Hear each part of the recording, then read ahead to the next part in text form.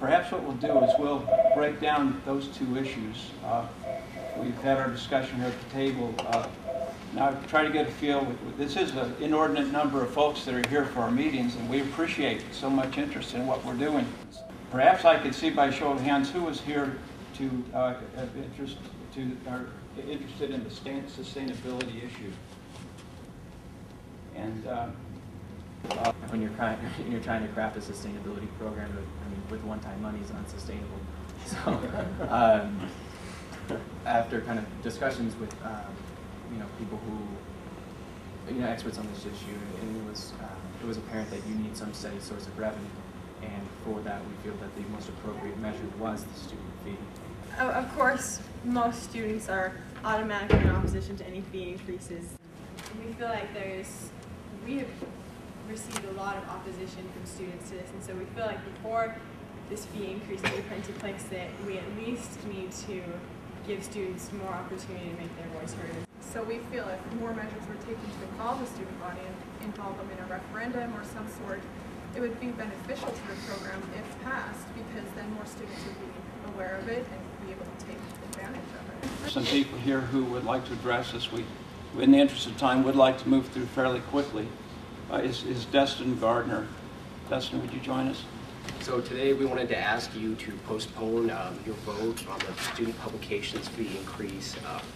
The request for this fee increase specifically stated that it was intended to fund a new student media council. However, plans for the council have not been completed, nor have they been made public to any members of our staff or other members of the university community. So essentially, if you pass this today, you'd be approving funding for a plan without knowing what it's going to fund or where the money's going to go. So while delaying this vote would delay student funding a year, we think it's better to make the formation of this new council transparent and open. We think anytime students are asked to pay for something, it should be clear where the money's going to go. And if you do this before they have a chance to give input on this plan or before they have a chance to review it, you're essentially giving a blank check to this council to spend the money however they want. I've been in place here since the fall of last year, and I've overseen the explosion of growth at KU over the last 5 months or so. Student Broadcast Council unanimously supports this new Student Media Council, as it is a consolidation of all media on campus to unite them in one for KU. As it is now, we're looking for this increase in student fees so that KU can continue to grow and serve the students. In the past, KU has focused on just fulfilling the stereotypical college radio station of playing independent music 24 hours a day, and we know that this is no longer a reality. Right now, what we're hoping to do is create a radio station that serves the students, and that is our main purpose. So without these fees, we know that KU will be broken down. Now, Jake Sorensen is the business manager of Publications Council. Jake, perhaps you could give us some input as well. The Chronicle for a lot of years has been an excellent laboratory where students going into journalism could basically test out their skills, test out what they're learning in the classroom, and to be able to put something in print that they could put their name to. And having KU and a student agency where students interested in those areas of communication also have that opportunity is one of the primary goals of creating the Student Media Council.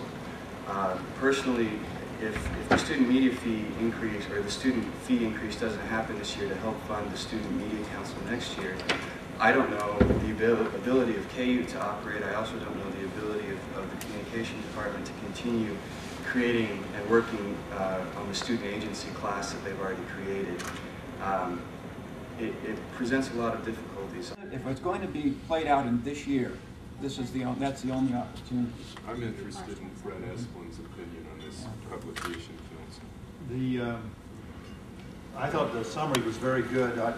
What I would suggest the board might want to consider is approval of the increase in the pub council fee contingent upon receipt and review and approval of the report from the council was preparing that. It would allow sufficient time for students who are interested in the way this plan is recommended to voice their opinion to the board and to others. It would allow the board to have the assurance that what is being proposed is appropriate and fair, but basically suspend implementation of the fee until you've had a chance to receive and review and approve the report. That would be one way out of this. Otherwise, you're going to have to wait a year. Any further discussion on that? All in favor say aye. Aye. Aye. Any opposed? Okay, let's move to the sustainability issue. And you could do a similar kind of thing where you can approve this contingent upon the student's legislative process, and if they don't ultimately formally approve it, then it just doesn't go. Okay, so the motion is made that there also be approval of the sustainability line item subject to basically the legislative process with the ASSB. Any further discussion? All in favor say aye. Aye. Aye. Okay.